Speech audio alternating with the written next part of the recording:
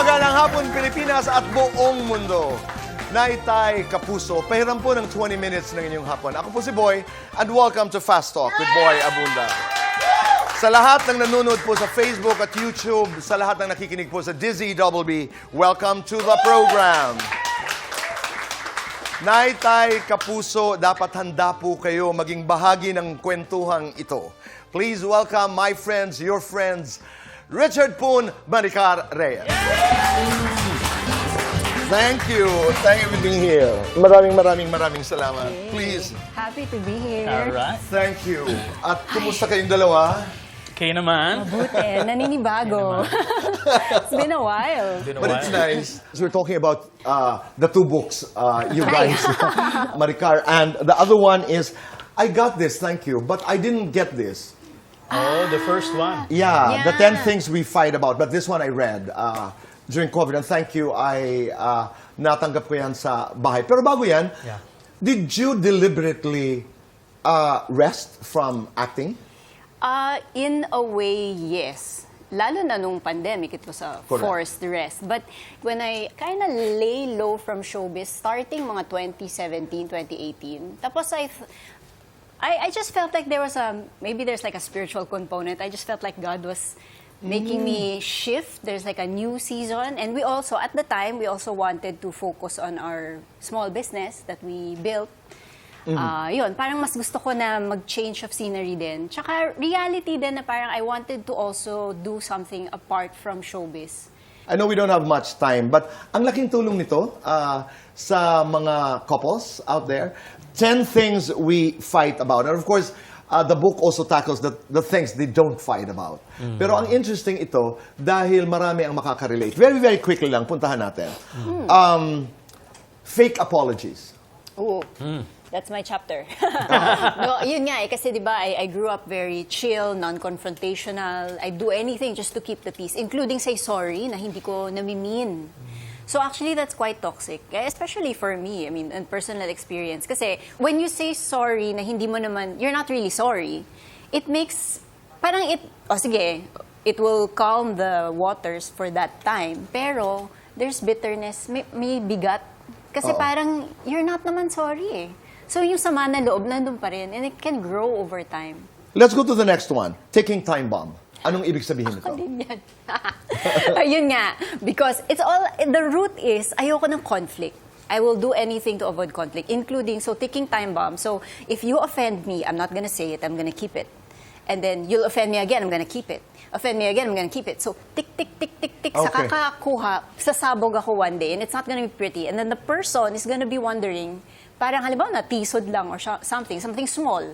Biglang mag-ano siya, ba't ang laki ng galit mo? Ito lang ginawa ko. Yung galit mo ganito. Right. Kasi ang dami na Kasi naipon na siya. Let's go to, it's how you said it. Well, ano kasi, like ako, she knows that I'm very honest.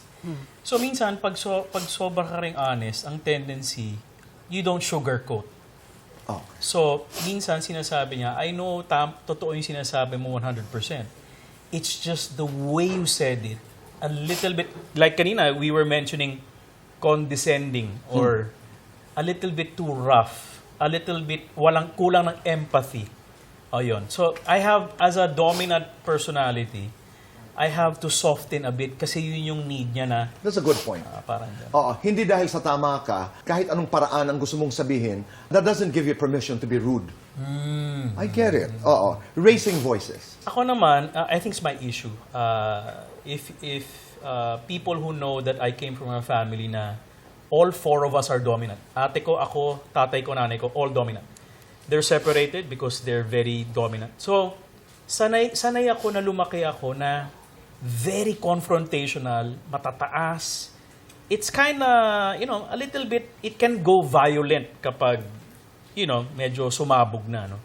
So, before I even married her, I told her, we have to have rules to protect her from me. So, kapag alam ko tataas yung voice ko, may tinatawag kaming T sign, which is time out. Okay. Tumataas yung boses mo, tapos parang hindi na okay. Maricar has the permission na if I T-sign you, stop. Stop muna. Not stop kasi bastos or... No, it's just stop, baba mo lang yung tono mo. And then kapag binaba mo na, o tara, let's engage ulit. Okay, let's go to the fifth. Saying you're okay when you're really not okay. Ayan, I do that a lot. Again, you get the pattern, parang the same root siya na ayoko ng away kasi sabihin ko na okay na lang ako. Or sometimes I also don't understand what I'm feeling, so I'll just say okay para hindi na lang pag-usapan. I keep doing that, lalo na if the issue is very big. If I keep saying I'm okay when I'm really not, it's gonna grow bitterness pa rin. Ito, interesante po ito. Walkouts. Parang when things are too high emotionally. Kasi siya, in fairness to him, pag mataas ng emosyon or medyo tumataas na yung mga boses, he can still think very clearly. Ako, medyo, dahil we grew up in a yung family ko naman, opposite, very diplomatic. So when emotions are high, I can't think. So minsan, yung escape mechanism ko is to just shut down and walk out. Right. So, I didn't realize then na it's so disrespectful to the person na I'm walking out. Yung, alam mo yung biglang nag-uusap tayo ng masinsinan, tapos biglang tatayo ako mawawala. Di ba parang nakakabastos din? So, hindi ko din nakita yung side na yun. False accusations and insecurities. Anong ibig sabihin nito? Okay. There's a story there Yun parang I think it's a girl thing. I think the story in the book was parang tatlo kami nag-uusap and then they were talking about a topic na hindi ako makapasok.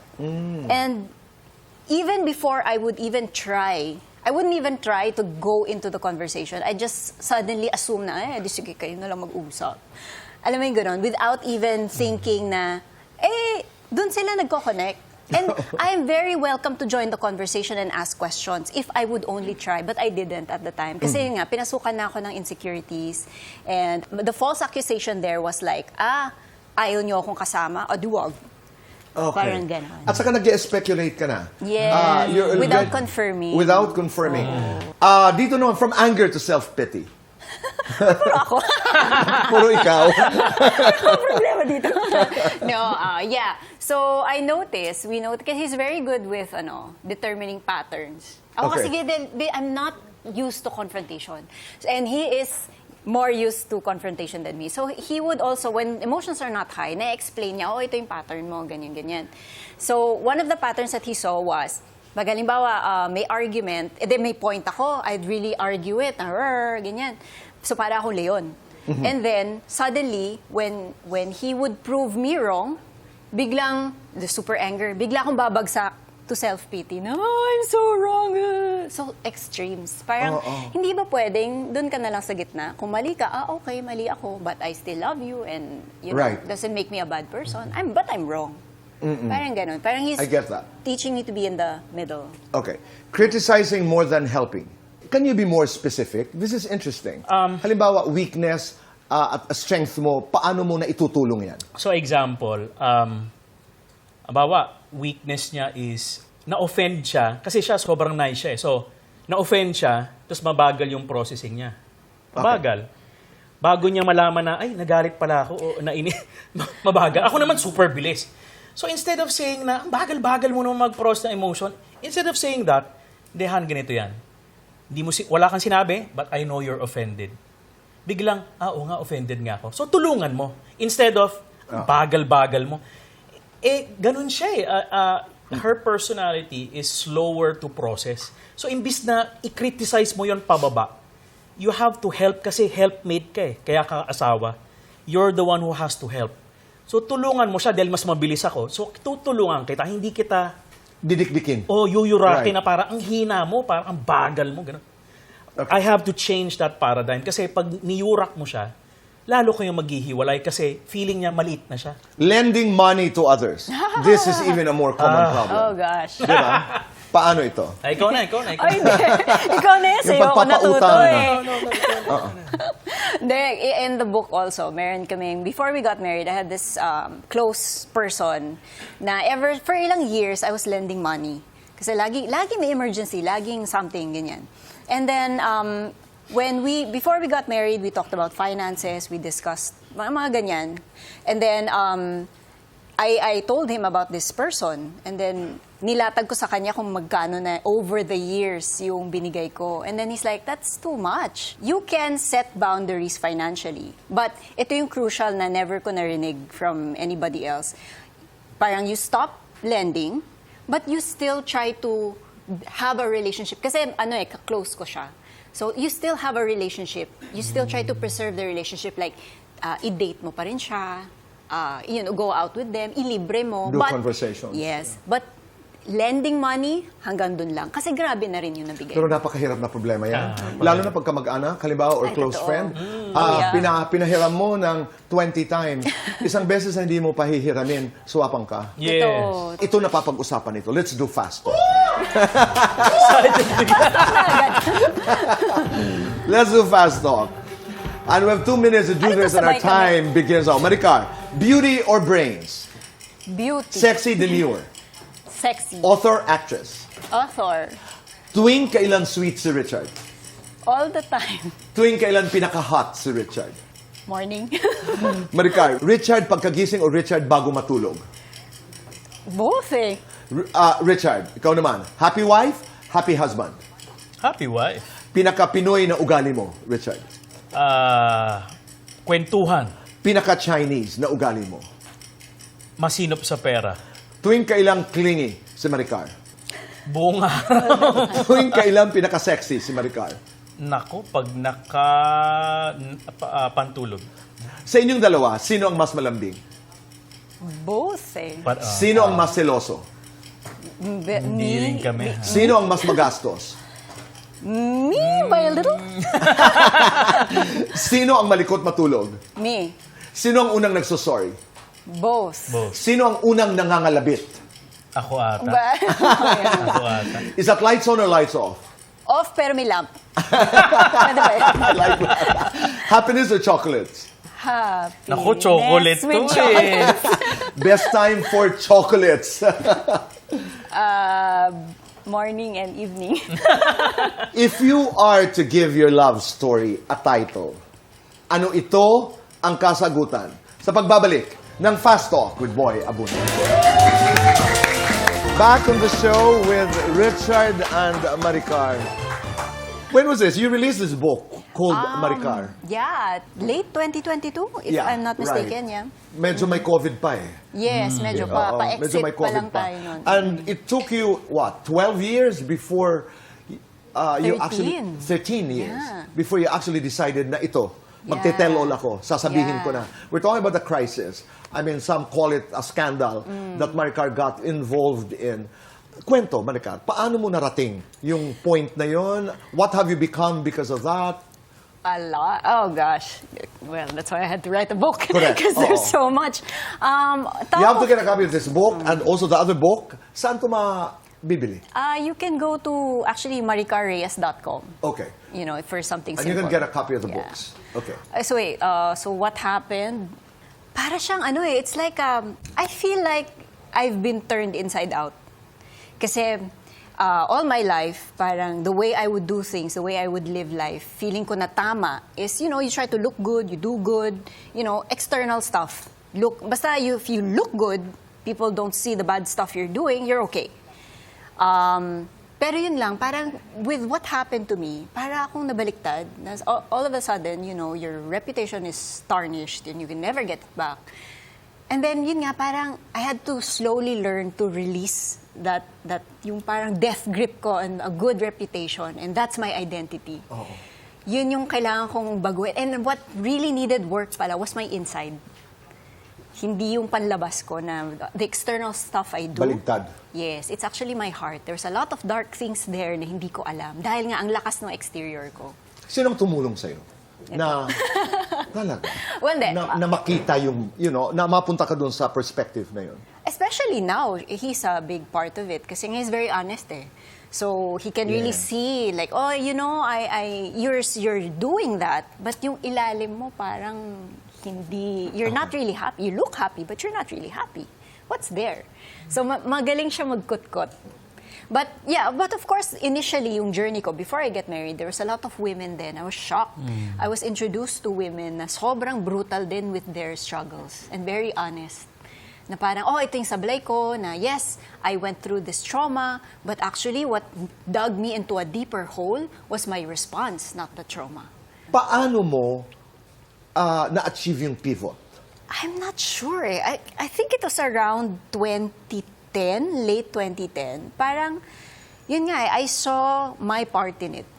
Kasi for the longest time, I couldn't see what I did wrong. Like, or parang the thought was, what did I do to deserve something this big? Wala naman akong pinatay na tao. Hindi naman ako, Yes. addict or rapist. Pero or to me, whatever. that's a fair question. Yes. So, sorry, It's but that's a actually- fair Very question. Yeah, it's very fair. Well, I can't talk about this without going into God. Yes. Kasi, yun nga parang I saw things from my perspective. If I am the, parang kumbaga, standard, then, if I'm the standard of goodness, then, oo nga, parang, hindi naman ako murderer or what.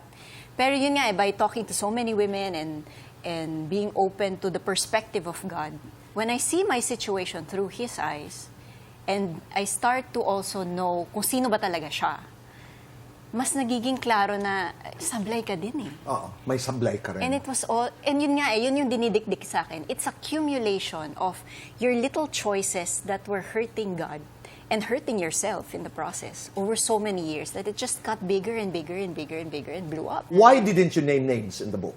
Why should I name names? Ang tagal na rin. And yun nga, the primary purpose of the book is to help women who are also going to dark times. Yeah. So yun talaga yung purpose ko. It was really, tsaka to show them my journey. And then if somebody will learn something, if my journey will help them, edi I've done my job. And siguro kay Maricar, the book, bakit a lot of people read it and really cry, talagang mga babae? Because, bakit walang names? Because, ang gusto ni Maricar talaga, I want to focus on my accountability, my fault. Some other book, I think, pwede naman niyang kunin yung root na, hindi, biktima ako. Mag-name ako ng names para malaman ng lahat na inosente ako at sila ang gumawa ng mali. Pwede rin naman ganun eh. Pero it's not, hindi niya purpose yun eh. Ang purpose niya is, there's nothing we can do about the other side. Ang side ko ang pwedeng may accountability. So kaya walang names. I will focus on my mistakes. Doon ako mag-forward. Doon tayo makaka-move forward. Did you contemplate on going to court? Contemplate, oo. Dumaan ka rin doon? Yeah, I actually kind of talked about it a bit. Sa A book. bit here. Yeah. I remember. Yeah. Oo, pero hindi rin eh. Parang it wasn't the route for me. Again, naiintindihan ko. Yeah. I mean, the reality of it. That's when right. you're, in theory, I mean, not to naman the justice system. I mean, it's there for a reason. But the path that was being presented to me, hindi para sa akin. Pero Maricar, the fact na nasasabi mo ng crisis, the scandal, ang sarap lang isipin na kahit ano ang pagdaanan natin, ang bait pa rin talaga ng Diyos. Sobra. No? Oh, grabe. You know, you pray and you say, Lord, Super. I don't know how I got here, but I'm here. Salamat. And I'm just so happy that you're able to share a story. Really, thank you. Hindi ba? You know why? Because you should have a song for Maricar.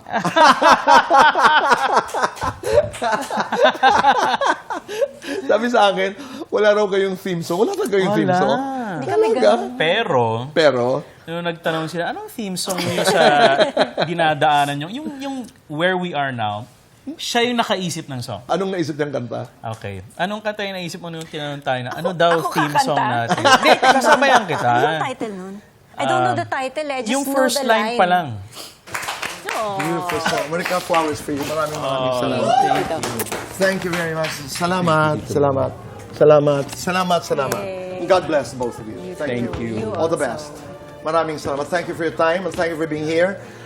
Means a lot to me and to all of us. Naitay Kapuso, maraming salamat po sa inyong pagpapapasok sa amin, sa inyong mga tahanan at puso araw-araw. Be kind. Make your nanay and tatay proud. And hashtag say thank you. Do one good thing a day and make this world a better place. Goodbye for now. God bless.